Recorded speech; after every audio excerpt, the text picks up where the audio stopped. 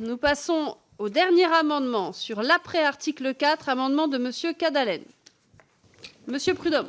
Merci Madame la Présidente. C'est un amendement sur cet après-article 4 qui permet en fait de remettre un petit peu tout ça en perspective, tout ce dont on vient de discuter sur les possibilités de fraude, tous les dispositifs et le cadrage des dispositifs dont nous avons discuté pour éviter la fraude. En fait, ça serait déjà beaucoup plus évident de pouvoir limiter ce volume de fraude si on avait les moyens humains aujourd'hui pour aller vérifier la réalité de ce qui est fait dans le cadre de MaPrimeRénov', que ce soit du côté des professionnels, de leurs déclarations antérieures aux travaux sur leur labellisation ou post-travaux sur effectivement la réalité des travaux qui ont été faits et la façon dont ils déclarent effectivement tous les avantages qui peuvent découler, notamment des certificats d'économie d'énergie. Donc voilà, c'est une fois de plus, on peut discuter de beaucoup de dispositifs législatifs, mais si on n'a personne derrière pour contrôler et faire appliquer la loi,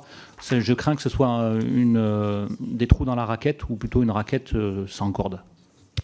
Donc, monsieur le rapporteur, sur cette demande de rapport. Je pense, merci Madame la Présidente, pour répondre au député Prudhomme, que les moyens, on les connaît. Par exemple, au PNC2E, on sait qu'ils sont 25 ETP. On peut considérer, c'est pas assez, mais c'est pas à travers le rapport qu'on résoudra ce problème, je pense, d'ajustement des moyens aux missions. On a, dans cette proposition de loi, monsieur le député, aussi facilité le travail et renforcé les capacités d'action des agents qui se mobilisent dans la lutte contre la fraude. Donc je ne suis pas persuadé que le rapport permettra de rendre la lutte contre la fraude plus efficace. Donc c'est une demande de retrait, sinon d'avis défavorable. Ils ne sont déjà pas assez nombreux, selon certains. Donc leur faire rédiger un rapport supplémentaire, je pense qu'ils sont plus utilisés à lutter contre la fraude. Monsieur Prudhomme. Monsieur le rapporteur, vous avez bien compris qu'il s'agit effectivement d'un amendement d'appel pour mettre le doigt sur la question des moyens humains. 25 ETP, c'est sans doute pas suffisant, et donc c'est ce que nous pointons avec cet amendement. Monsieur le rapporteur, c'est bon? Oui, non, rien à ajouter.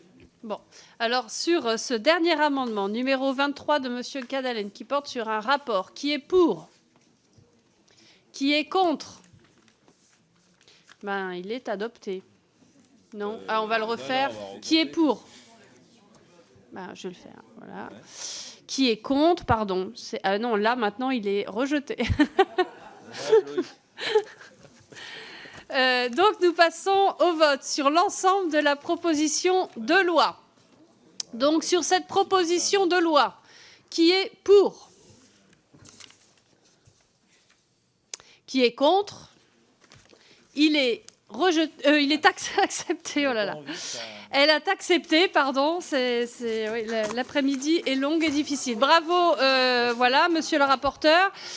Et je propose une suspension de séance de 5 minutes. Nous attaquons alors le troisième texte, la troisième proposition de loi.